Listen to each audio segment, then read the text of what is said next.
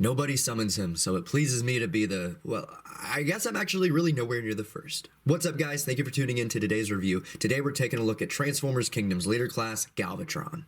Now this here Galvatron is the latest in a fairly short line of G1 Galvi reduxes. Energon Galvatron was one of the first to really go back to its G1 roots, but the first updated version of the G1 character didn't come until the Universe 2.0 line in 2008, and that figure left a lot to be desired. Ooh, that's kind of small. The next one didn't come until 2016 in the Titans Return line, and this Voyager-sized Galvatron really filled out the size and the shape of the OG, but while close, he was still no cigar. Kingdom Galvatron does fill out today's standards of a leader class figure, as he can be seen here with his other 86 movie comrades. This figure matches size and heft with just a really nice chunky in-hand feel to him. Galvatron also looks stunning among his other hailed brethren that we got in Kingdom and Studio Series 86, and he's only slightly touching tips of Cyclonus in the challenge for the tallest one of the group. As for accessories, Galvatron here does come with his fusion cannon that they finally figured out how to properly attach to the body. Now, Titans Return Galvatron had the peg kind of right here in the front of the arm, so it sat like that, I guess, and then the Classics Galvatron, which, rest its soul, had the tank turret sitting right up here on the shoulder. You couldn't move it with the elbow or anything, but thank you to more than likely the weaponizer system of this line. They did not have any bones about throwing any more extra weapon ports on here, so you can use the forearm or you can use the bicep, and I just like the ability to be able to use this on either part of the arm. Having it stuck in one place, especially on the Titans Return figure right here, was just no good. The cannon has this very nice, deep, translucent orange plastic, and I just love it. There's some sculpted detail in there. It just looks, again, really toyetic. Reminds me of the G1 toy. I don't know, man. I like it. And he's got some paint up here. I don't really know what the paint's supposed to emulate. I think it's just to make it look a little more solid, maybe like charging. I don't know. And it comes in two parts, mostly for the transformation. So if somebody does make an opaque one for a solid color to make this more animation color accurate, you can do that, or you can just paint it yourself. But that's exactly how that comes in two parts. He also comes with this fresh bling of his Matrix. Now, this is the stuff that a lot of people say that, they don't want it because, you're wasting plastic. Who's going to use that? Me. I'm going to use this. This is so cool.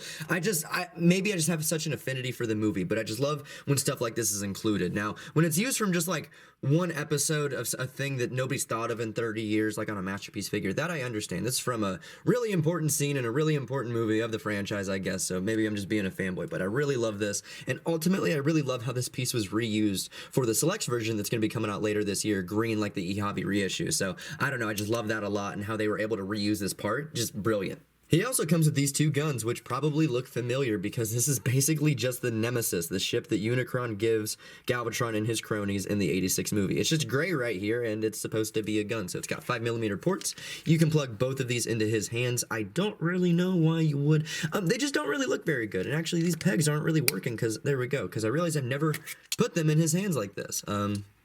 He's got a fusion cannon. What does he need these for? So he can dual wield these, and they just don't look like guns. I know that they have the ports right here for the effect pieces, which I do appreciate. I love the effect pieces from Siege, but like, they're not guns, man. They're ships. Now, for anybody who got HasLab Unicron, these are perfect because they can really double as the Nemesis. You can just pop it right on there.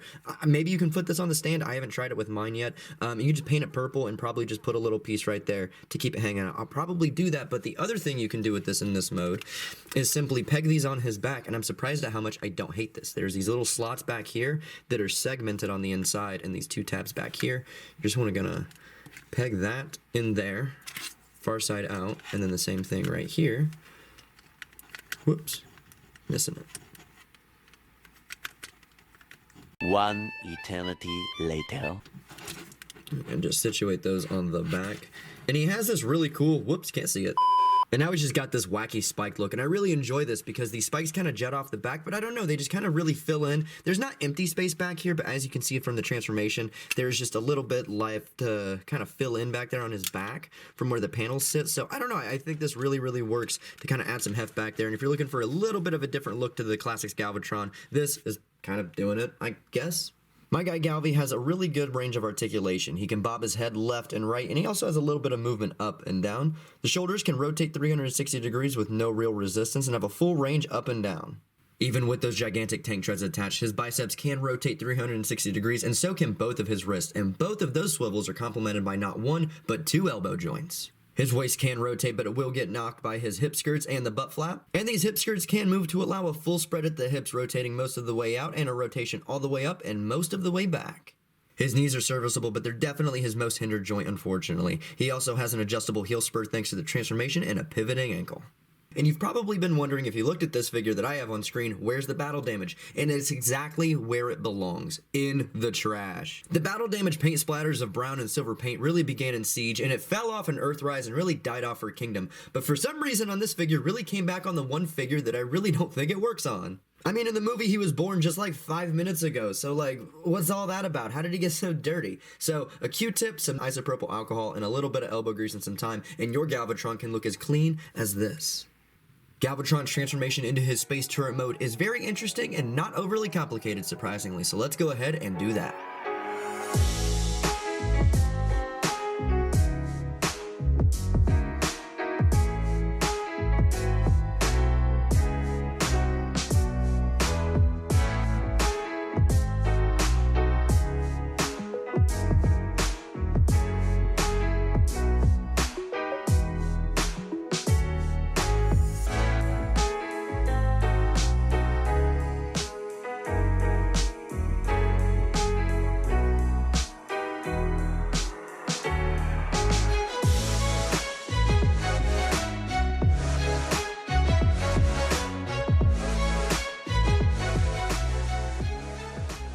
And here we have Galvatron in his mobile space tank turret gun thing. This is Galvatron in his alt mode. Now, it is goofy, but it's super accurate. We're going to get to more of that here in a little bit, but I do really love this. Now, he doesn't really have any real tank treads. You'll see he's equipped with these meaty little things here on the bottom. And again, they don't have a tread on a track, but they do have these adorable little kind of baby wheels on the bottom with these gliders back here. And he's also got these other baby wheels on this back panel. So he can't really like roll like a tank, but he can kind of glide because they don't really always fit. You got to fiddle with these, but I mean, that's cool. I mean, who doesn't who doesn't love this non-functional mobility?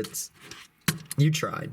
But the colors on this mode are awesome. I really love the deep purple that's at the middle of it, and it's all broken up by this really nice swirly gray, and it's all complemented by this gigantic orange thing just jetting off the nose of it. It just looks garish. I love it.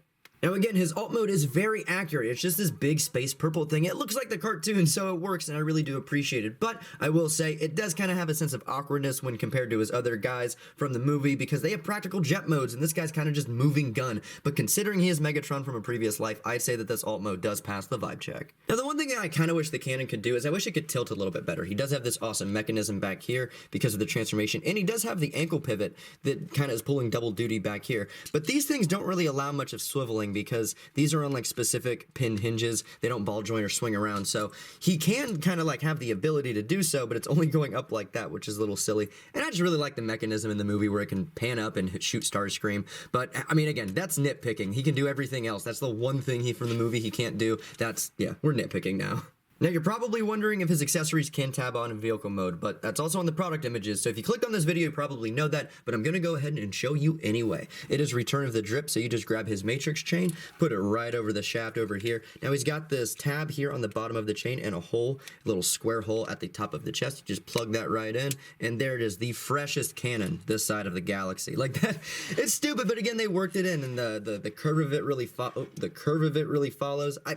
It works. Again, I really like weapon and accessory storage, so I'll take it. You can also grab his little ship gun things, whatever you want to call them, with these two tabs right here on the side of the cannon. You can just plug those in right here, and he kind of has, I guess, more gun power. I guess he's just more gun, our Galvatron 2021 model, more gun. If I can get this on here.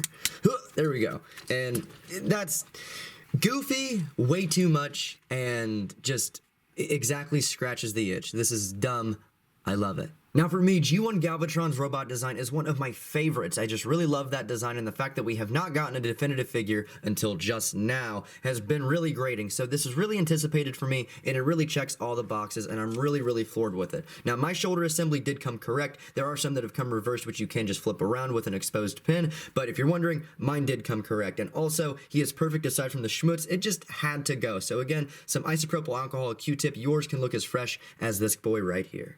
He's a little box-chested, his hands are a little bit small, but in every single area that he needs to succeed, he succeeds, and we finally got it, our definitive Classics Galvatron, and that is about all I've got to say about him.